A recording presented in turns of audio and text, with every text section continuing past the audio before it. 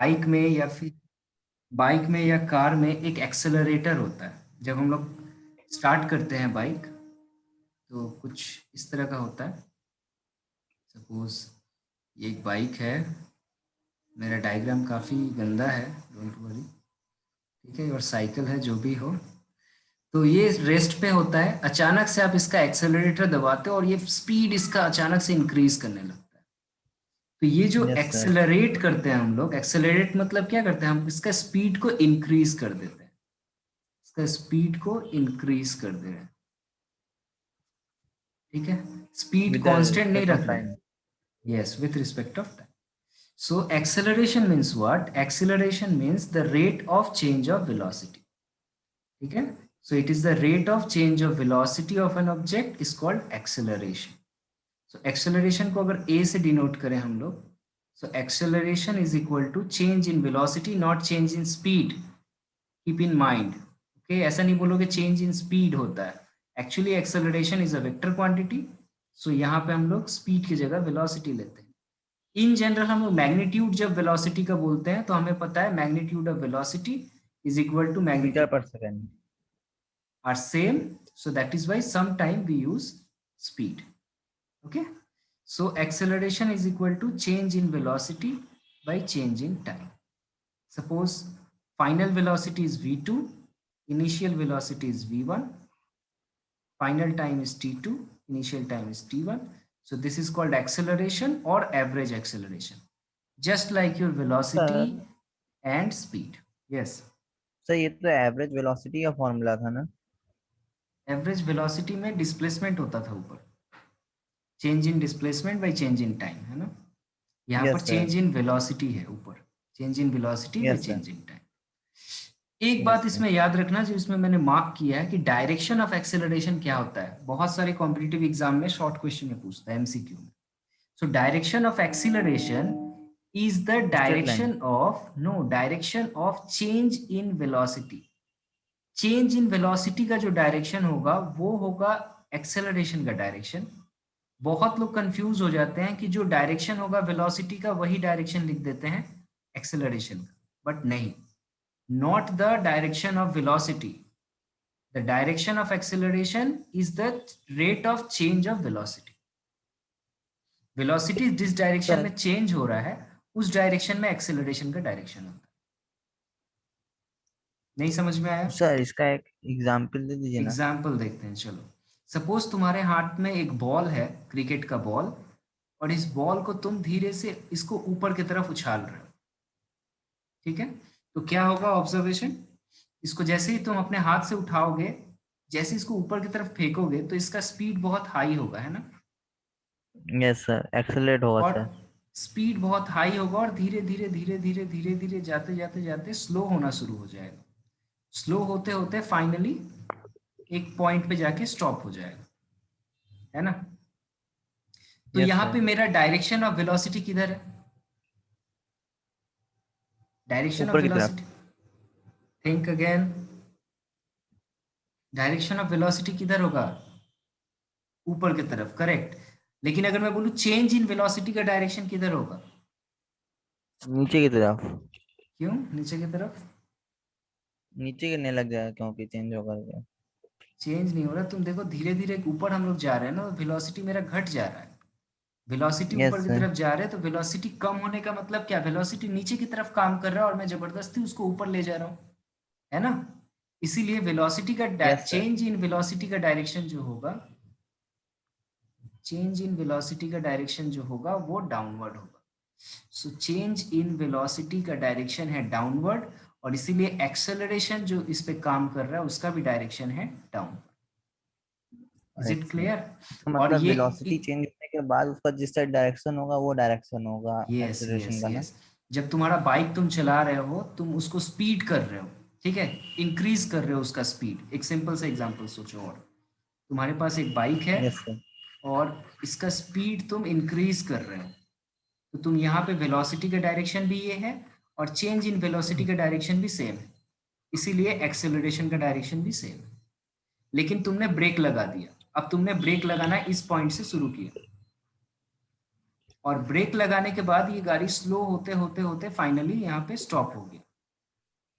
तो तुमने जब ब्रेक लगाया तो गाड़ी तो आगे बढ़ रहा है, इसीलिए वेलोसिटी का डायरेक्शन आगे होगा, लेकिन तुम्हारा वेलोसिटी डिक्रीज कर रहा है, इसलिए चेंज इन वेलोसिटी का डायरेक्शन अपोजिट हो जाएगा, और इसीलिए एक्सेलरेशन का डायरेक्शन अपोजिट हो जाएगा। Yes sir. क्लियर? और इन यस जनरल सर हमें क्लियर। पता है एक एक एक्सेलरेशन का नाम पता है तुम लोग को जो बहुत ज्यादा फेमस है, that is acceleration due to gravity. सुने हो लोग ग्रेविटी। इसके बारे में? सो यहाँ पे यस हमें सर। देखो, कोई भी चीज को अगर ऊपर फेंकते हो तो उस पे कौन सा एक्सेलरेशन काम करता है? Due to gravity. Acceleration due to gravity g. Yes. से तो स्मॉल जी से रिप्रेजेंट करते हैं। यस बिल्कुल, 9.8 उसका वैल्यू होता है, ठीक है, यस सर। मीटर पर सेकेंड। सो ये पॉइंट क्लियर हुआ होगा Anant? Clear? Definition and direction of acceleration. Yes sir. And acceleration जो होता है वो अलग यस अलग सर। वे से हो सकता है। एक्सेलरेशन किसी बॉडी में किस किस वजह से आ सकता है? सबसे पहला, वेलोसिटी का डायरेक्शन अगर चेंज हो जाए तो भी हम बोलेंगे कि बॉडी एक्सेलरेट हो रहा है। जैसे कि हम लोगों ने बोला था कि डिस्प्ले द मोशन जो हो रहा है उसका डायरेक्शन भी अगर चेंज हो जाता है तो हमारा वेलोसिटी चेंज हो जाता है। सिमिलरली वेलोसिटी का डायरेक्शन अगर चेंज हो जाएगा ना, तो उस बॉडी को हम बोलेंगे वो एक्सेलरेशन में है।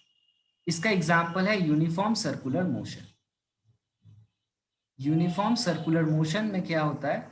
सपोज करो तुम्हारे हाथ में एक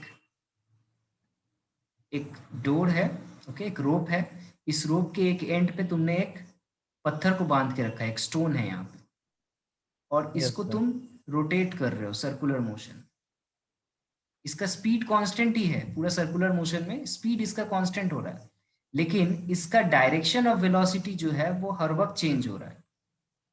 तो इस कंडीशन में हम लोग बोलेंगे ये बॉडी जो है एक्सेलरेशन में। Okay, clear? Yes sir. Next case, when magnitude of velocity change. जब मैग्नीट्यूड ऑफ वेलोसिटी चेंज होगा तो भी हम लोग बोल सकते हैं। इसका एग्जांपल है मोशन अंडर ग्रेविटी, जो अभी अभी मैंने यहाँ इस एग्जांपल में बताया था, बॉल को ऊपर फेंक रहे हैं या नीचे फेंक रहे हैं, तो उसका यस सर। मैग्नीट्यूड चेंज हो रहा है तो एक्सेलरेशन भी चेंज हो रहा है। और जब इसका मैग्नीट्यूड और एक्सेलरेशन दोनों, मैग्नीट्यूड और डायरेक्शन दोनों चेंज हो, ऐसा एग्जांपल है प्रोजेक्टाइल मोशन, जो हमारा नेक्स्ट चैप्टर में पढ़ेंगे हम लोग। तो इसका मतलब क्या होता है? प्रोजेक्टाइल मोशन हम लोग का 5th चैप्टर में है। प्रोजेक्टाइल मोशन का मतलब अच्छा। अगर जानना चाहोगे तो मैं बता दूं, एक स्क्रीन लेने दो मुझे। अगर मैं किसी बॉल को, ये 2 डायमेंशनल मोशन होता है, एक बॉल है तुम्हारा, तुम यहाँ पे खड़े हो और तुम्हारा फ्रेंड यहाँ पे खड़ा है, और तुम लोग कैच करने का प्रैक्टिस कर रहे हो, तो तुम बॉल को कैसे थ्रो करोगे? ऊपर की डायरेक्टली, तरफ।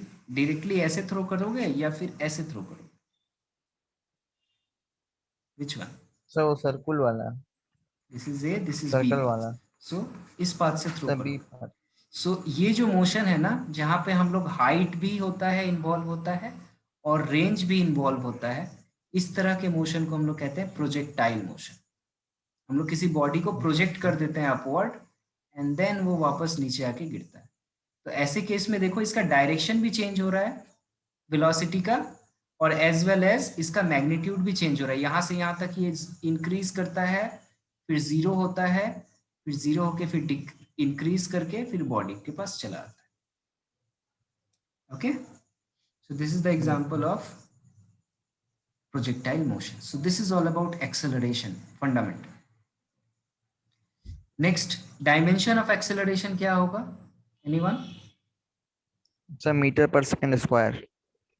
Yes, dimension is not meter per second square, m0 l1 s minus 2, because its unit is meter per second square और Yes, sir. सेंटीमीटर पर सेकेंड स्क्वायर।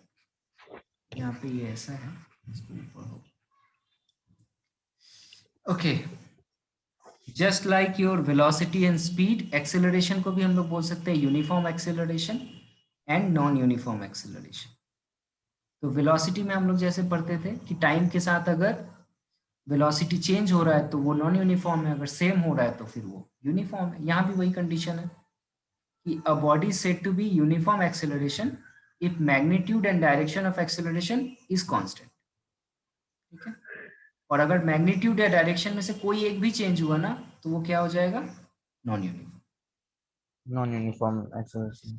यहाँ पर एक बात बहुत इंपॉर्टेंट है, याद रखना, if a particle is moving with uniform acceleration, this does not necessarily imply that particle is moving in straight line।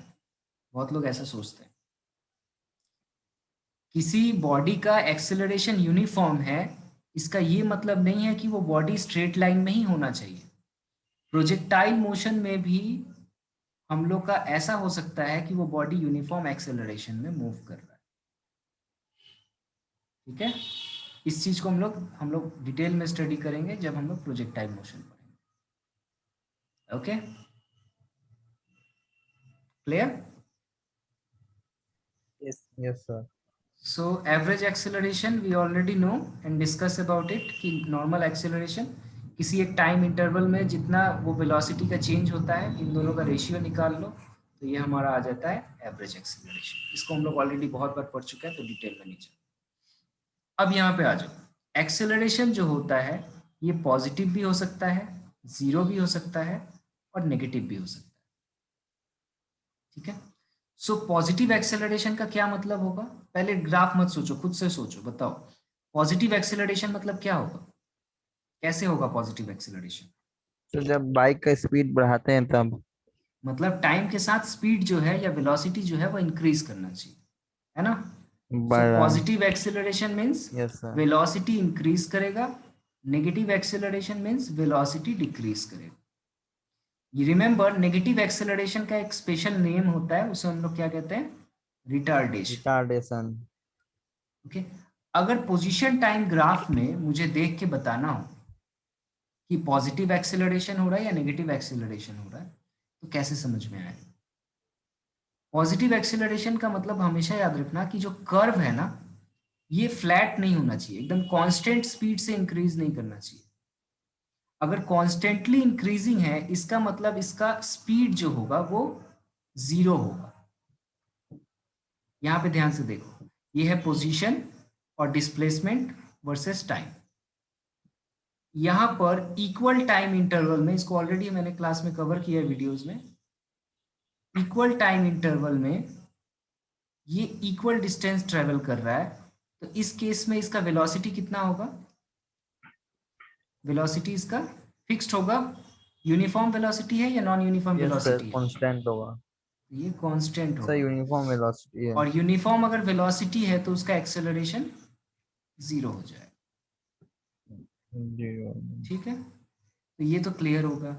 अब यस मेरा सर। क्या हो रहा है, पोजीशन टाइम ग्राफ में अगर कोई कर्व है, नॉट स्ट्रेट लाइन, अगर कोई कर्व है और ये कर्व इंक्रीजिंग नेचर का है, इंक्रीजिंग नेचर का है, देन वो वेलोसिटी वहां पर पॉजिटिव एक्सेलरेशन है। और अगर ये कर्व डिक्रीजिंग नेचर का है तो यहाँ पर नेगेटिव एक्सेलरेशन होगा। ठीक है, इसको हम लोग और डिटेल में समझेंगे जब हम लोग कैलकुलस पढ़ेंगे, तब डिफरेंशिएशन सीखेंगे और वहां से हम लोग इसको और ज़्यादा अच्छा समझ पाएंगे। फिलहाल इतना याद रखो, कर्व अगर इंक्रीज कर रहा है तो वहां पर पॉजिटिव वेलोसिटी होगा और पॉजिटिव वेलोसिटी होगा तो positive acceleration. Clear? And curve decreasing means negative velocity, negative acceleration. So पहला वाला ग्राफ को एक्सप्लेन करो मुझे, अनंत तुम एक्सप्लेन करो फर्स्ट ग्राफ इसको। इस ग्राफ से क्या आउटपुट निकल रहा है? This is Said velocity the time graph. object moving, said the object is moving with constant velocity as at each time interval the object is covering the equal amount of distance. But look carefully, it is not distance versus time graph, it is velocity versus time graph. If it is position versus time graph, then your explanation is correct. But this is velocity versus time graph. Think again and answer.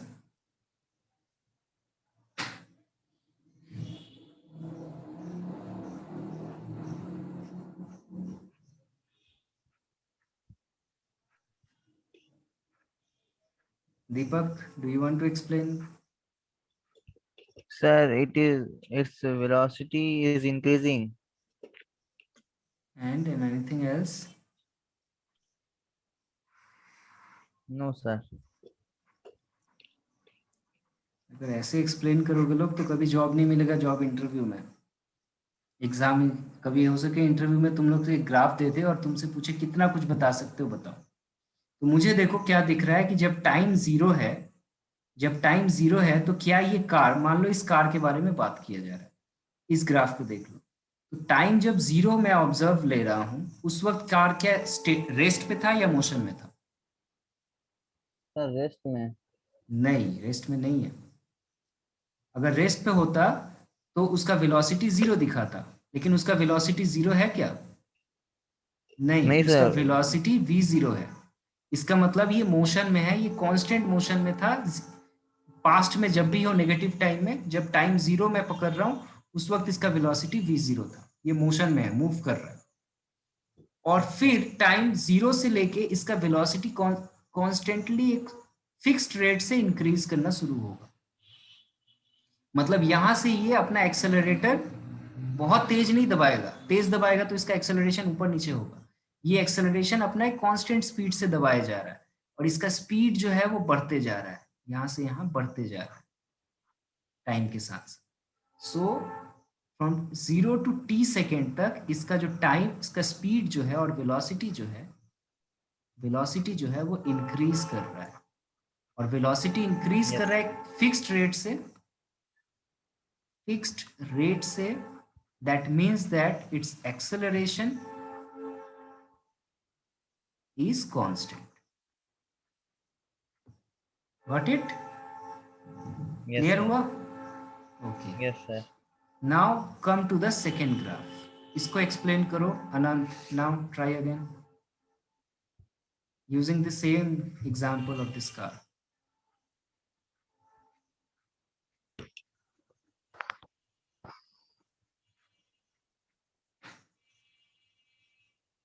बोलो।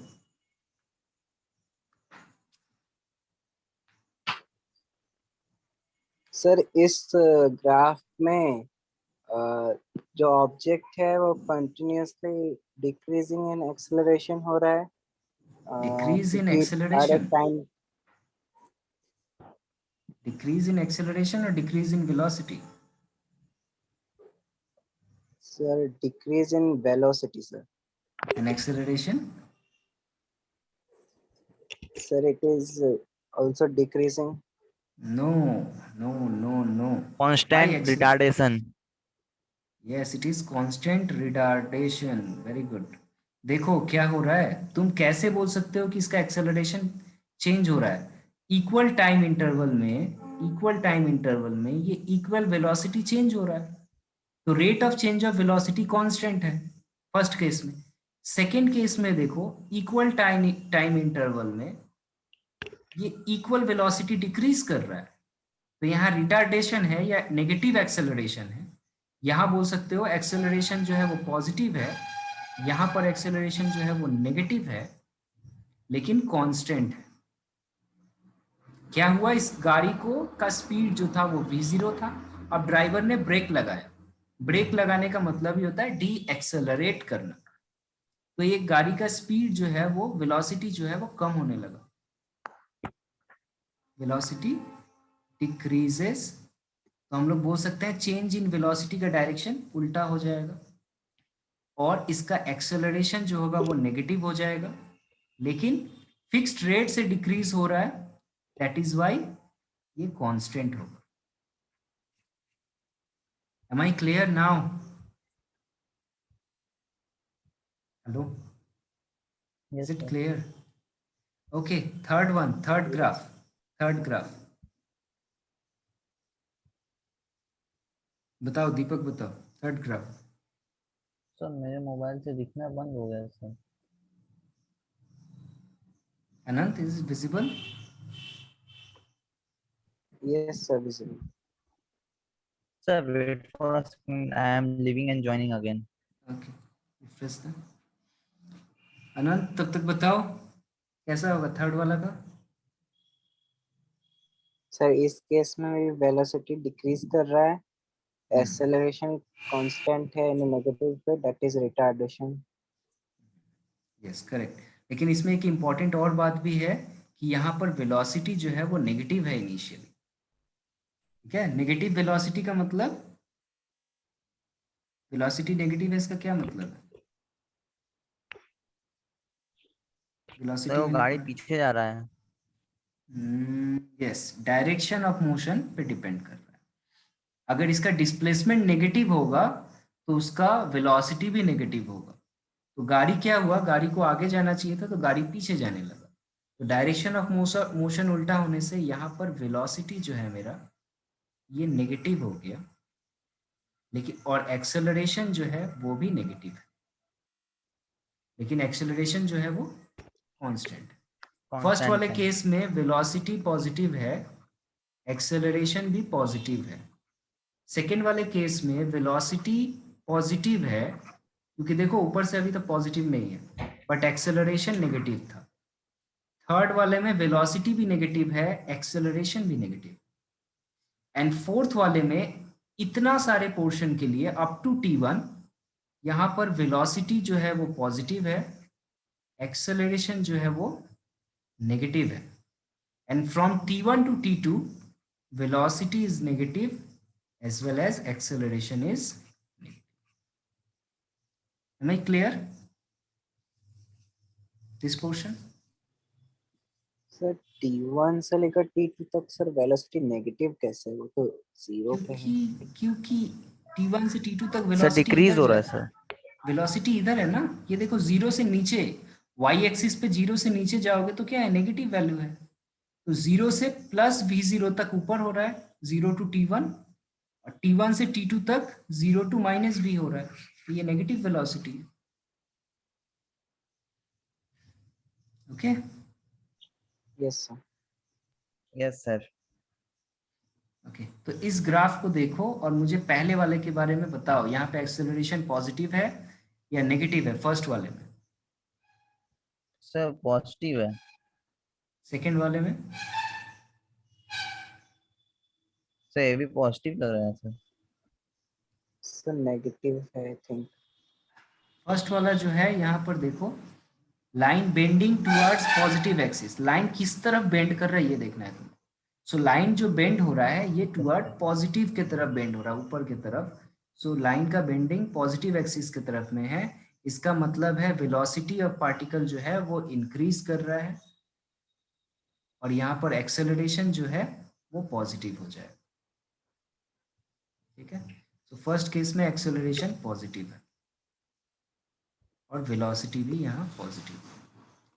Second case में इस bending जो है ये towards negative की तरफ bend हो रहा है, सो इस केस में एक्सेलरेशन जो होगा मेरा नेगेटिव। Yes sir. क्लियर?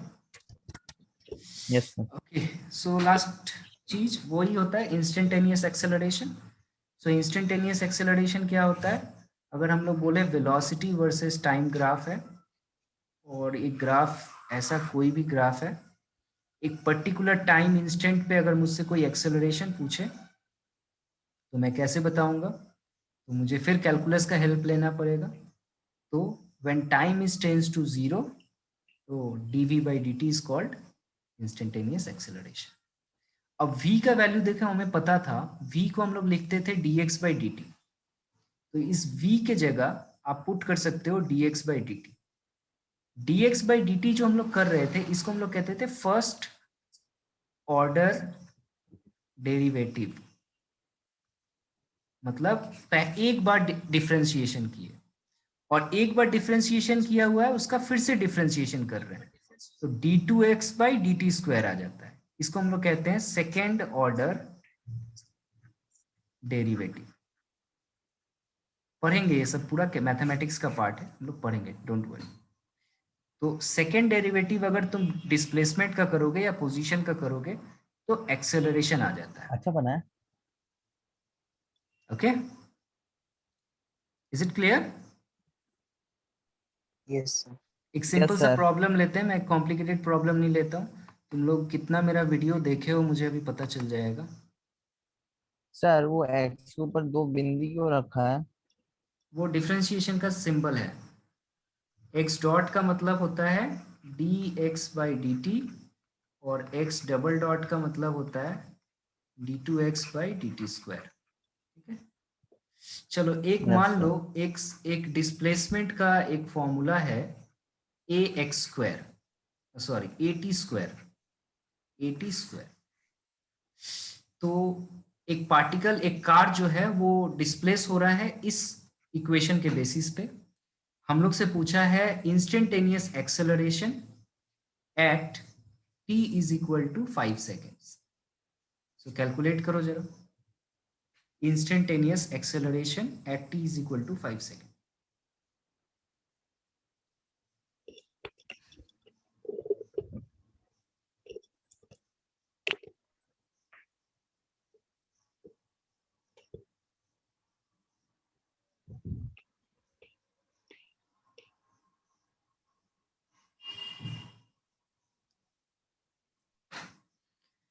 कैसे कैलकुलेट करेंगे?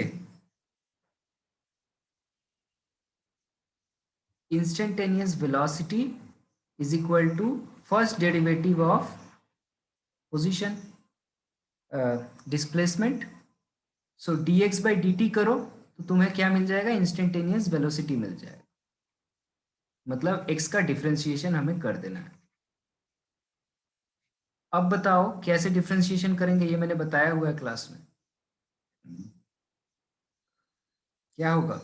यहाँ पर a जो सर है ये एक कांस्टेंट है। कांस्टेंट, सर एक कांस्टेंट के साथ अलग हो जाएगा, D D A by D T हो जाएगा एक ठो, और एक ठो हो जाएगा D t square by D T. नहीं, इसका मतलब नहीं देखे हो वीडियो ठीक से। मैंने बार बार बताया था कि जो कांस्टेंट होता है वो कांस्टेंट तो हमेशा जीरो बाहर रहता आ है। जाता है, वो बाहर आ जाता है। अगर कांस्टेंट वेरिएबल के साथ है तो कांस्टेंट को बाहर निकाल दो, और वेरिएबल जो है इसका डिफरेंशिएशन करो। फिर मैंने फॉर्मूला बताया था कि D by d x of x square, suppose यहाँ टी है, टी की जगह मैंने एक्स पकड़ा है, तो जो पावर में रहेगा, मान लो पावर में एन है, नॉट ओनली वो टू, सामने आ जाएगा। पावर में एन है, पावर में एन है। मिनट,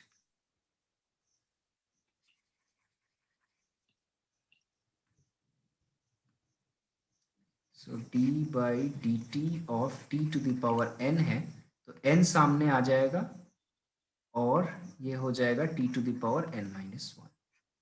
तो ये फॉर्मूला है।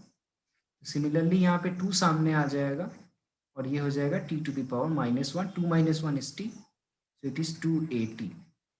This is our instantaneous velocity. मेरा Next we have to calculate instantaneous acceleration, which is dv by dt. तो इसको फिर से एक बार डिफरेंशिएट कर दो। सो डी बाई डी टी और v की जगह बैठा दो 2at। Repeat the same process. We know sir अंदर में तो 80 रह गया सर, ये no, कांस्टेंट होगा ना? 2na both are constant, right? तो दोनों बाहर आ जाएगा, यस सर। 2a दोनों बाहर आ सर देन जाएगा। dt by dt is left inside. So D D T by D T one होता है, ये भी मैंने फॉर्मूला बताया था, D T by yes D sir. T is one.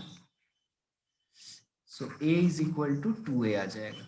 To इसका आ मतलब जाएगा। मेरा एक्सेलरेशन जो है वो कांस्टेंट है किसी भी टाइम इंटरवल में। So my acceleration is constant, it is two A. अब 5 सेकंड पे पूछो, 10 सेकंड पे पूछो, 15 सेकंड पे पूछो, कभी भी पूछो, फर्क नहीं पड़ता, क्योंकि यहाँ टाइम तो है ही नहीं। सो my acceleration is constant. I hope ये क्लियर हुआ होगा। अगर ये क्लियर हुआ है तो इस सम्स को करो। We have just 4 minute in this lecture. Next class start होगा हम लोग का 7:45 से। We have just 5 minutes left in this lecture. Do it fast.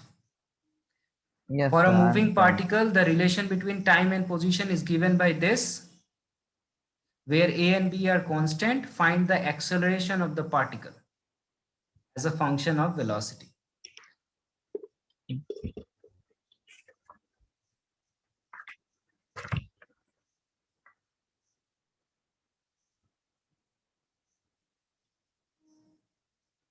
You have to calculate acceleration of the particle as the function of velocity. Sir यहाँ पर bracket में क्या लिखेंगे? Bracket as in D by D T लिखेंगे और उस bracket में A x square plus B X लिख देंगे। dx by dt जो होता है वो होता है वेलोसिटी, सिंपल। क्या याद रखना है यस तुम सर। लोग को? dx by dt is equal to velocity and dv by dt this is equal to acceleration। बस यस सर, तो इसमें डिफरेंशिएशन क्या करेंगे सर? सोचो, यही तो सोचना है। तो ये मैं बता दूं तो फिर क्या रह जाएगा? इसमें तो सर एक्स नहीं दिया हुआ है, इसमें टी दिया हुआ है यह सर। हाँ, t एक तरफ है, x दूसरे तरफ है, तो इससे डिफरेंशिएशन थोड़ी चेंज होगा। डिफरेंशिएशन तो फिर भी होगा। ट्राई ट्राई ट्राई तो एटलीस्ट। सर नीचे टी का वैल्यू बैठा दो। उल्टा करो, उल्टा करो, dt by dx करो, x के रिस्पेक्ट में डिफरेंशिएट करो। यस सर, वही बोला। Differentiate both side with respect to x। इसको ऐसे लिखा जाता है, t is equal to ax square plus bx। इसमें बोलोगे differentiate both side with respect to x, तो ये हो जाएगा dt बाई dx और यहाँ हो जाएगा d by dx of ax square plus bx।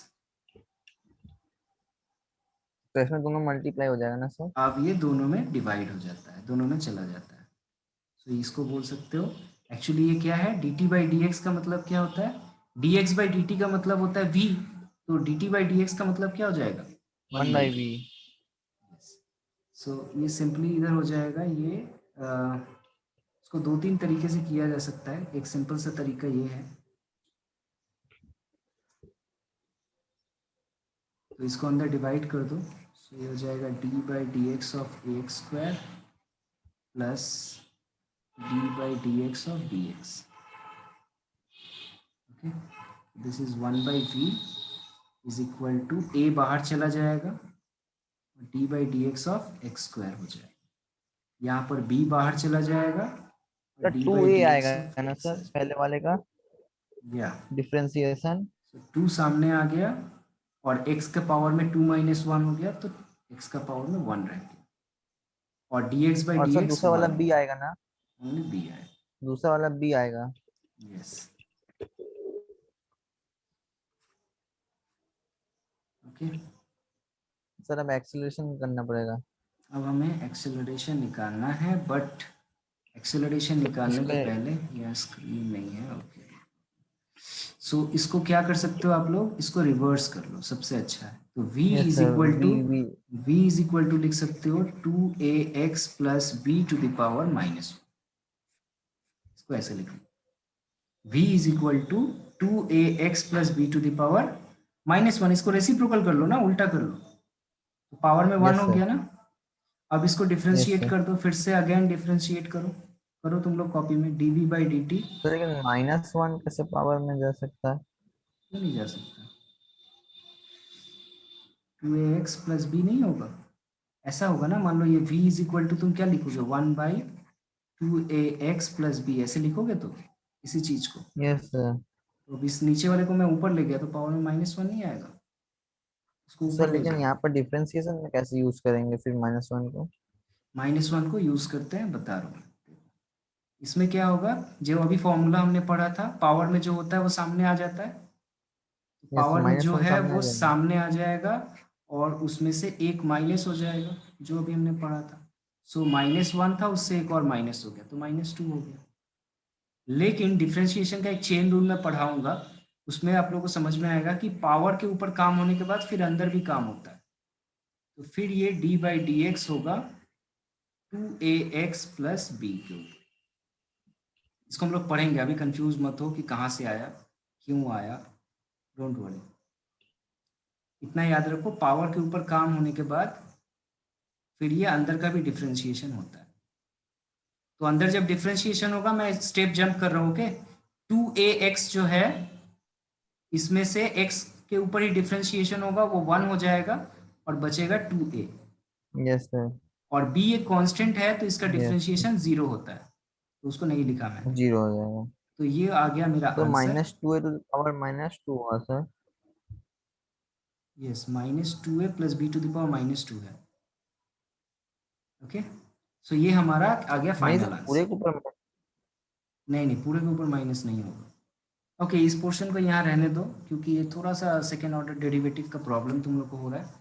मैं एक डेरिवेटिव का एक छोटा सा लेक्चर बना के पहले भेजूंगा तुम लोग को, कुछ चेन रूल का derivative, u plus v derivative, तब ये क्लियर हो। ओके, तो ये लेक्चर यहाँ तक हम लोग रहने दे रहे हैं, ठीक है। नेक्स्ट लेक्चर 11 तुम्हारा अभी जस्ट यस सर। 2 मिनट में स्टार्ट यस होगा। वहाँ पे हम लोग कुछ कॉन्सेप्ट ऑफ और करेंगे और उसके बाद कुछ न्यूमेरिकल करने वाले हैं। Okay then, concept of sir क्या करेंगे? न्यूमेरिकल्स करेंगे हम लोग। Okay sir. तो 2 मिनट बाद